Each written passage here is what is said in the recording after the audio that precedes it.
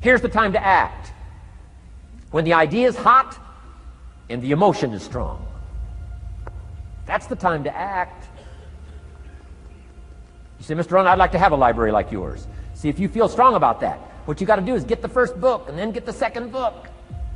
Before the feeling passes and before the idea gets dim, action pronto, action immediate, action as soon as possible. Because if you don't, here's what happens. We call it the law of diminishing intent.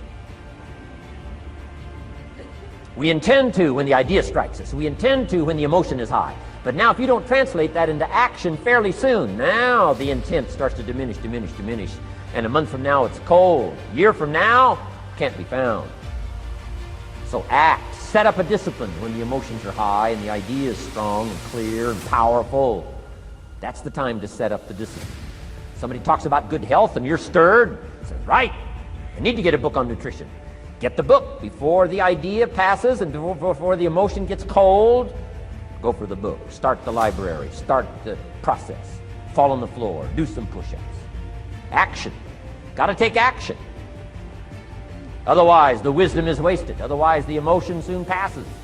Unless you put it into a disciplined activity. Capture it. Disciplines is called how to capture the emotion and how to capture the wisdom and translate it into equity.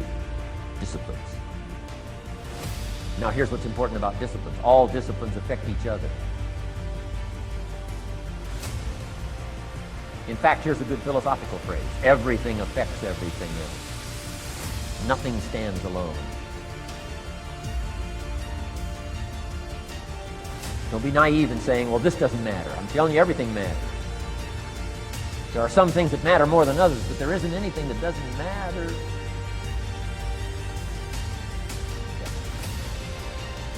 We all pity the man who says, well, this is the only place I let down. Not true. Key to take home. Every letdown affects the rest of your performance.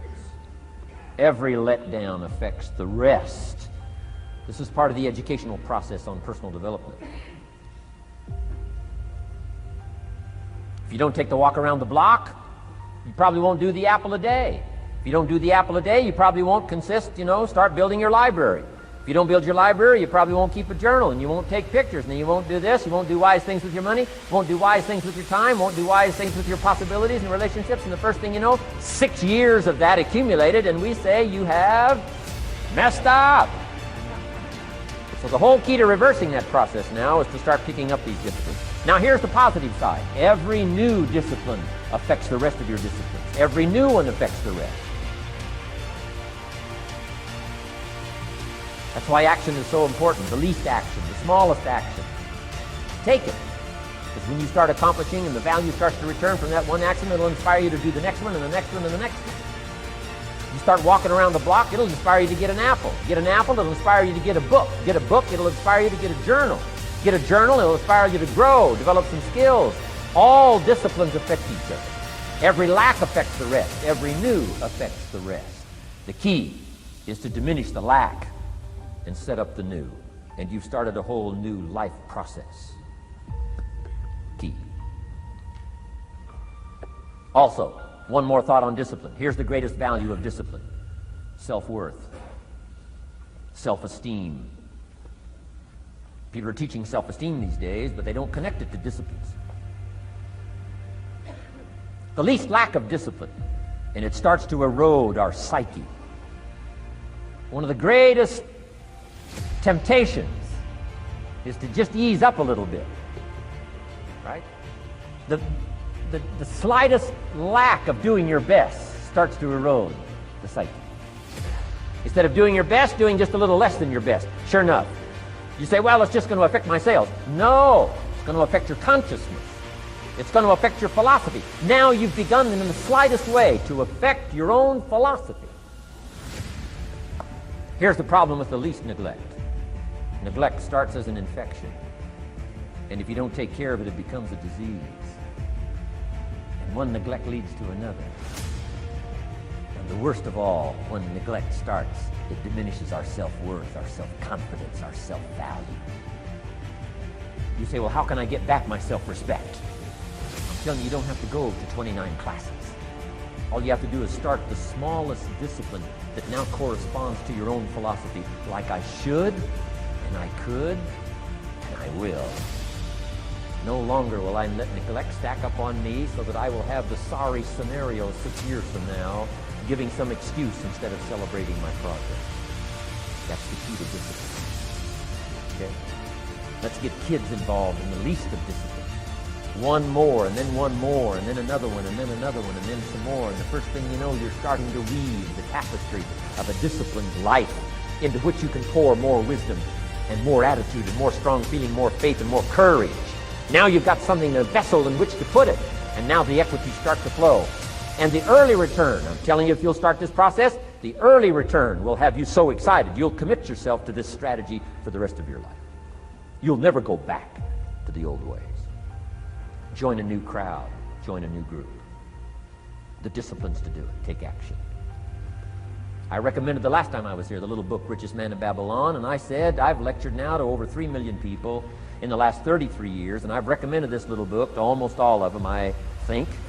Guess how many have actually gone and got this little book? Answer, very few. My best guess is 10%. Such an easy thing to do. In that last seminar, right, I suggested this little book, number one, is easy to find. Number two, it's easy to buy. The most you can pay for it, $6, $7, $8. You can borrow that from your kids. And number three, it's easy to read. It's in story form. That's why I use it for teenagers, teaching them how to be rich by 40, 35 if you're extra bright, much sooner if you find a unique opportunity. But if it's easy to find and easy to buy, and if it's easy to read, why wouldn't everybody go get it? We don't know. What do you know? You don't know. I don't know. Nobody knows. Here's how profound it is. Some do and some don't. Now here's the numbers. About 10% do. 90% don't or won't. And we don't know the mystery of that. And I'm telling you, 10 years from now, those numbers will still be the same. 10% will, 90% won't. The numbers don't change. Only the faces change. You're looking at one of the faces. I used to belong to the 90% who couldn't be bothered even if it was easy. Guess how many people have a library card? Wisdom of the world available. Transform your life in any value amount you want. By the way, how much is a library card in Texas? Free. Here's what free is. Easy. I mean, it can't be any easier than free. Somebody says, well, would you bring it by? Well, no. At least you got to go get it. No.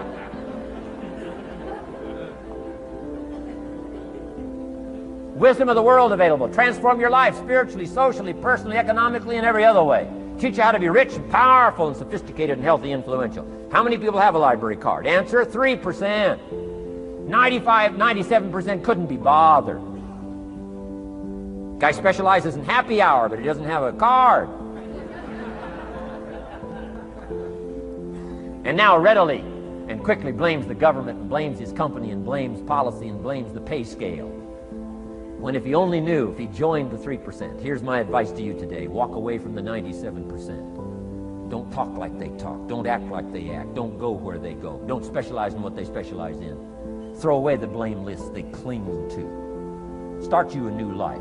You say, well, is it as simple as getting a library card and join the 3%? And the answer is, of course. Of course. That's how easy this stuff is. This is so easy. It's so simple. It's not complex. You don't need a 2,000-year-old guru.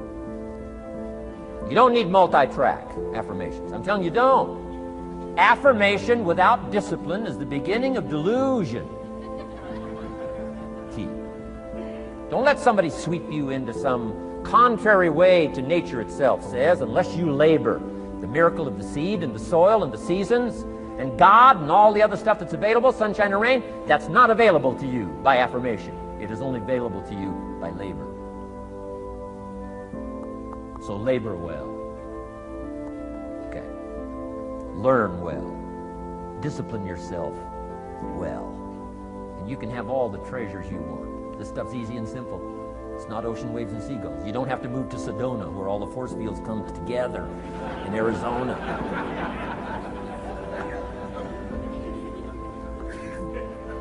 Let's teach our kids the simple ways to transform their health, number 1. Their economics, number 2. Their ability to communicate, number 3. Their life and treasure and lifestyle, number 4. Spirituality, number 5. And the list goes on and on. Let's not leave out any of the least of disciplines that encourage us to do the next one, to do the next one, to do the next one. First thing you know, this whole scenario for you is spinning up instead of out of control on the negative side. This is all you got to do.